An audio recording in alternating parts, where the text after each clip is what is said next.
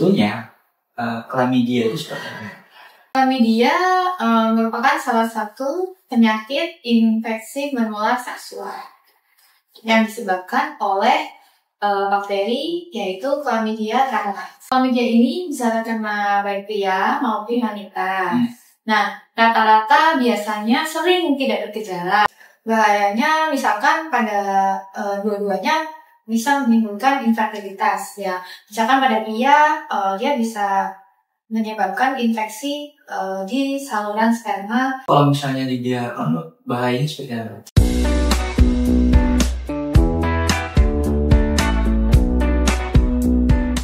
Halo Sobat Pandawa, kembali lagi dengan saya Aditya Ananda di podcast Tanya Dok.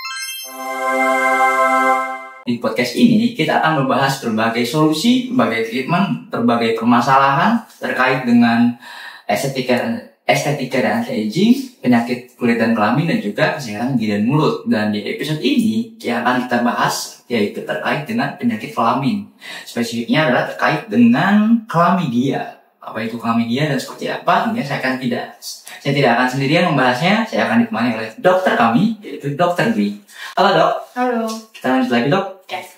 Kali ini tentang Chlamydia. Dan yang saya tanyakan sebetulnya Chlamydia itu seperti apa? Chlamydia merupakan salah satu penyakit infeksi menular seksual yang disebabkan oleh bakteri yaitu Chlamydia trachomatis. Awal gejalanya untuk kemudian mendeteksi seorang itu terkena Chlamydia ini.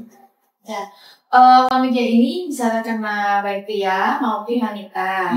Nah, rata-rata biasanya sering tidak bergejala. Jadi orang nggak ngeh kalau tidak kena. Ya, tapi bukan semuanya nggak bergejala. Ada beberapa yang cek. Misalkan kalau pada pria bisa seperti keluar cairan ya. Kalau wanita ya mungkin putihan yang berbau ya. Kemudian rasa nyeri atau bakal saat buang air kecil baik pria maupun wanita. Kemudian mungkin kalau wanita adanya kayak sensasi rasa terbakar nyeri saat melakukan hubungan seksual. Kalau dari cara penularan itu Cara penularannya yang terutama yaitu dari hubungan seksual. Yang mungkin tidak pakai pengaman atau kondom ya. Yang pastinya ditularkan dari si pasangan yang udah kena gitu. Karena kan umumnya nggak ada gejala tuh, jadi kan nggak tahu ya. Jadi ya itu penyakitnya sebenarnya mungkin banyak ditemukan dan kalau mungkin kita screening kayak gitu kadang-kadang bisa ditemukan. Karena kan dia sebenarnya nggak bergejala ya seringnya. Kalau tahu pas kita screening atau pemeriksaan rutinan misalkan, ternyata ada. Itu hanya dari kontak seksual atau ada hal turunan kah? Enggak, kalau turunan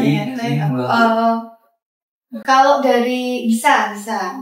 Tapi si umumnya dari ini ya hubungan seksual langsung. Kalau itu kan sebenarnya kayak komplikasinya. Misalkan kalau yang perempuan yang hamil terus ada si infeksi itu, dia akan mengalami terjadinya sebenarnya. Misalkan mungkin kayak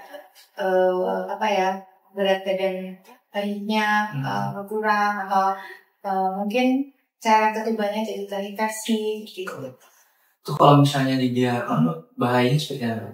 Bahayanya misalkan pada dua-duanya bisa menimbulkan infertilitas ya. Misalkan pada pria dia bisa menyebabkan infeksi di saluran sperma sehingga kan mandul ya, infertil.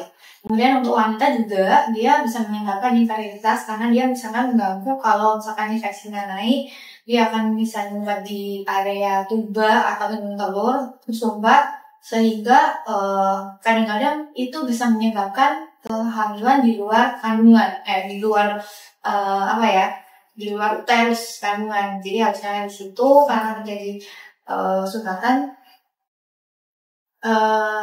belum sampai ke uterus atau kandungan, dia terjadi kehamilan di situ. Jadi kehamilan ektopik. Nah itu kan bahaya kalau itu.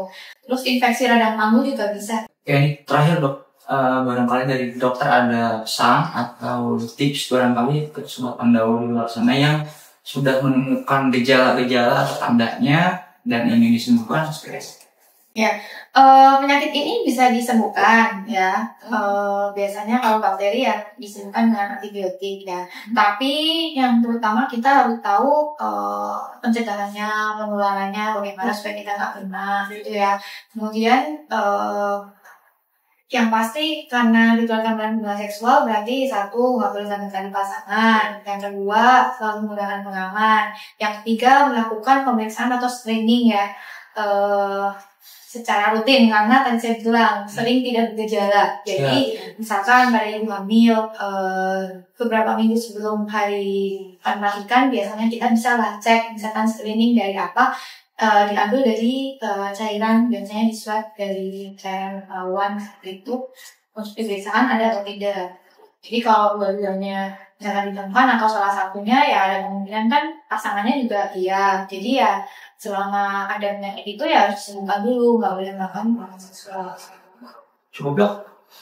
Oke, karena tadi sudah lengkap sekali, sudah jelas sekali penjelasan dari dokter terkait dengan klamidia. Tentunya episode kali ini diakhirkan sampai di sini saja, tapi jangan khawatir, masih banyak episode selanjutnya yang kita bahas di podcast Tanya Dok terkait kesehatan gigi dan mulut, estetika dan anti-aging, dan juga penyakit kulit dan kelamin. Nah, jangan khawatir, tapi kalau misalnya Sobat Pandawa masih mau diskusi atau ada pertanyaan-pertanyaan khusus untuk dokter kami, bisa dijawab, bisa ditulis di kolom komentar. Tentunya saya Riki Ananda Dan saya Dr. Martina pamit undur diri, tapi jangan lupa subscribe, like, comment, dan share supaya official YouTube Klinik Utama makin bagus terus, semakin oke, dan podcast Tanya Dok semakin jaya. See you to this episode. Bye-bye.